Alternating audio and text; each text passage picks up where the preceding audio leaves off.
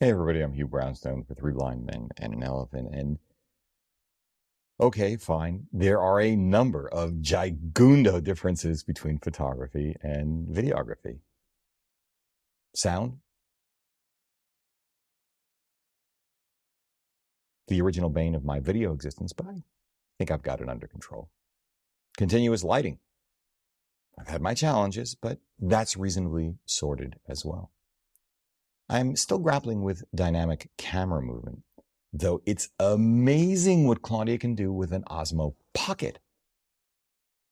But the one thing towering over the others, for me at least, your mileage may vary, has been 1/50th of a second, 1/48th of a second if you're picky. Because now, not only do you have to reconsider the exposure triangle you've become comfortable with over many years, it's a bit like losing a limb, I think, but you're also talking about carrying neutral density filters with you wherever you go, and a whole new level of fiddliness to go with them.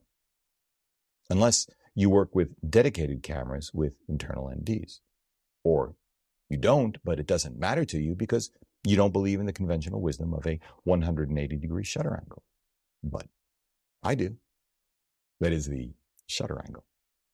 Sure, if you're a landscape photographer or a long exposure photographer, carrying filters is already second nature to you. If, on the other hand, you shoot with almost any higher-end dedicated video camera, it's simply a non-issue.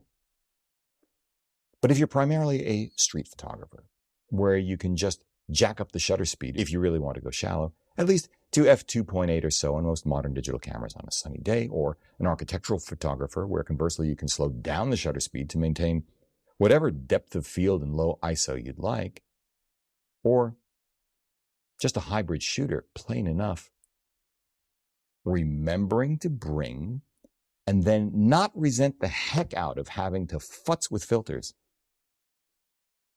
is a different proposition altogether. Yeah, no.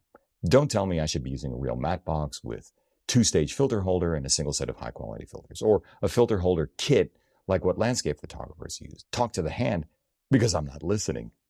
Sure, it's completely reasonable and an appropriate solution for many, but even without the rod system to support a matte box, the front-end weight and obtrusiveness and fiddling with just a filter holder pull me sufficiently far away from run and gun. Maybe I'll call it failing the Bryant Park test. You show up rigged like that in the backyard of the New York Public Library on 42nd Street, and there's no way they'll let you film without a permit. That it's a non-starter. I know. I've tried, which is why I keep pining for internal variable NDs inside video-centric hybrids like the GH5, or coming soon to a theater near you, S1H, or maybe coming to a theater near you around the same time, A7S3. Or what about triple native ISO, where the base ISO is something like 0.75? But while I wait for the Holy Grail, I still have a lot of shooting to do. So I'm here to tell you that Polar Pro sent me some screw-in NDs to test, and I'm finally in a position to tell you that I like them so much, they've become my new go-to. This is how I now handle the 1/50th of a second problem. I subsequently bought a set of their filters for our Osmo Pocket, even better because they attach magnetically, and Polar Pro does make filters for drones, but I sold my Phantom, which is another story for another time. I had been using Syrup's variable ND, but I always resented having to futz with it. I just never got the hang of screwing it in successfully first time every time. More than once, in fact, I ended up using a pair of pliers to separate a step-down ring from the filter itself. And I learned early on that the relationship between the filter's index and number of stops was essentially random, or at least a function of at what point I happened to successfully screw it on. Taken together, it was enough to make me mutter under my breath with an occasional foray into expletive-laced high-decibel cries of frustration into the void. And I still carried a second, much smaller ND for my smallest filter thread lenses. Though, to be fair, I did not have a significant problem with color shift or image quality degradation, but the Polar Pro is clearly better.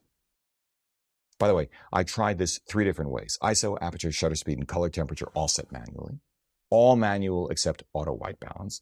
And shutter speed preferred with auto white balance and auto ISO. Didn't really matter, although I did notice a 1/3 to 1/2 stop change in exposure with the syrup when set to auto ISO and shutter speed preferred. But the Polar Pros are a different level of fit and finish. All of their filters are beautifully made. The glass, again, introduces no image quality degradation that I can detect. And I've never had problems screwing them on or off lens or step-down ring. The lack of screwing problems was enough to put me firmly in the Polar Pro camp. Who'd have thought?